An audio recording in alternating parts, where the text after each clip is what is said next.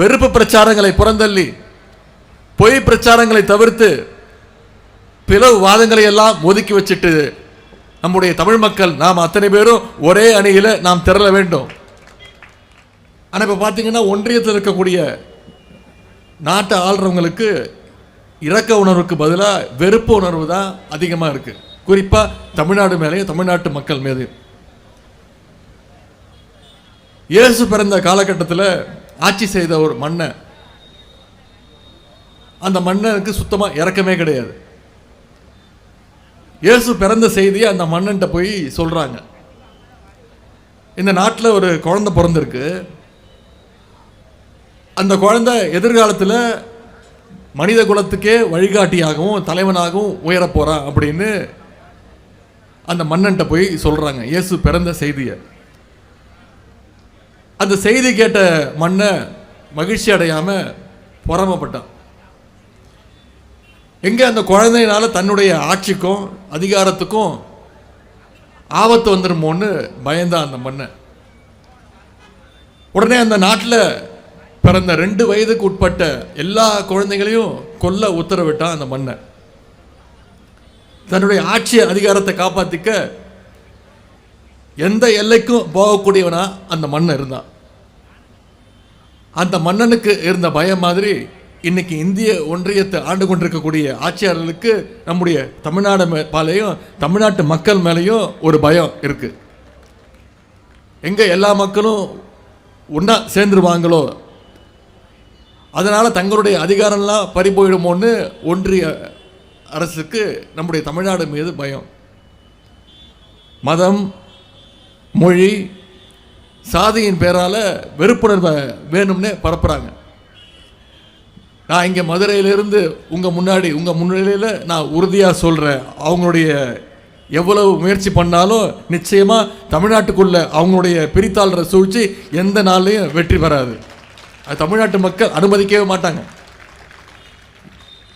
ஏன்னா தமிழ்நாடு எப்போதுமே ஒரு தனித்துவமான மாநிலம். மக்கள் மத்தியில் பிரிவினையை ஏற்படுத்தி, பிரிவினையை தூண்டி, கலவரத்தை ஏற்படுத்தி, அந்த கலவரத்தில் எப்படியாவது குளிர்காயலாம்னு நினைக்கின்ற பாசிஸ்டுகளுடைய நினைப்பு நிச்சயம் தமிழ்நாட்டு மக்களால் வீழ்த்தப்படும். நிச்சயம் மக்களே ஒன்று சேர்ந்து வீழ்த்துவாங்க. இயேசுவோட வாழ்க்கையில் நம்ம கற்றுக்க வேண்டிய இன்னொரு முக்கியமான விஷயம் அது ஷேரிங், பகிர்ந்து கொடுக்கணும். நம்மகிட்ட என்ன இருக்கோ அதை மற்றவங்களுக்கு உடனே பகிர்ந்துக்கணும். அந்த வழியில் தான் நம்முடைய திராவிட மாடல் அரசினுடைய முதலமைச்சர் எல்லோருக்கும் எல்லாம் அப்படின்ற ஒரு ஆட்சியை நடத்திட்டு வராரு. ஆனால் ஒன்றிய அரசுக்கு பார்த்தீங்கன்னா அந்த ஷேரிங்கில் சுத்தமாக விருப்பம் கிடையாது. ஷேரிங்னாலே அவங்களுக்கு பிடிக்காது. தமிழ்நாட்டிலிருந்து அதிக வரி வசூல் பண்ணுறாங்களே, அதை பகிர்ந்து கொடுக்குறாங்களா அப்படின்னு கேட்டிங்கன்னா கிடையாது, நிச்சயம் கிடையாது. மற்ற மாநிலங்களுக்கு அதிகமாகவும் தமிழ்நாட்டுக்கு கம்மியாகவும் கொடுக்குறாங்க. இருந்தாலும் நம்முடைய முதலமைச்சர் அவர்கள் தமிழ்நாட்டு மக்களுக்கு என்னென்ன தேவையோ அதை தேவை அறிந்து சரியாக செய்து வருகின்றார் நம்முடைய முதலமைச்சர் அவர்கள். அதனால தான் இன்னைக்கு இந்தியாவிலே சிறந்து விளங்குகின்ற மாநிலங்களில் நம்பர் 1 இடத்துல நம்முடைய தமிழ்நாடு இன்னைக்கு இடம்பெற்றிருக்கு.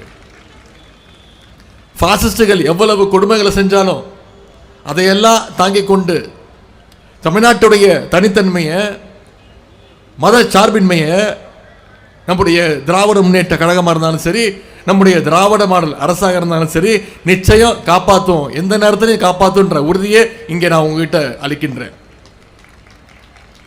சிறுபான்மை மக்களுக்கும் கழகத்திற்குமான பந்தம் இன்னைக்கு நேற்று உருவான பந்தம் கிடையாது. நமக்குள்ள இருக்கக்கூடிய உறவு கொள்கை உறவு. அதை எப்படிப்பட்டவங்க யாராக இருந்தாலும் நிச்சயம் பிரிக்க முடியாத உறவு.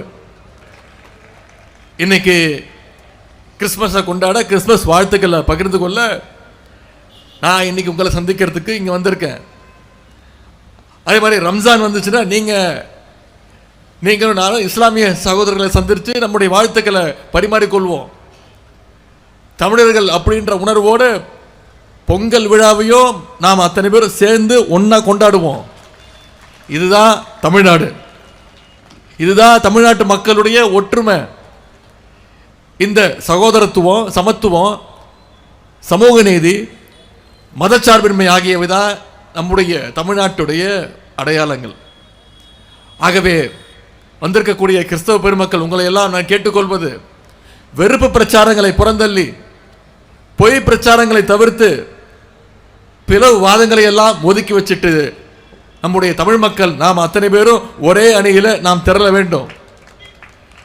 2026 சட்டமன்ற தேர்தலில் சிறுபான்மையினர் விரோத பாசிஸ்டுகளையும் அவர்களுடைய அடிமைகளையும் ஒரே நேரத்தில் வீழ்த்தி இந்த கிறிஸ்துமஸ் விழாவில் நாம் அத்தனை பேரும் இந்த நேரத்தில் அந்த உறுதி ஏற்போம் என்று கூறிக்கொண்டு அனைவருக்கும் மீண்டும் என்னுடைய இனிய கிறிஸ்துமஸ் வாழ்த்துக்களை தெரிவித்து விடைபெறுகின்றேன்.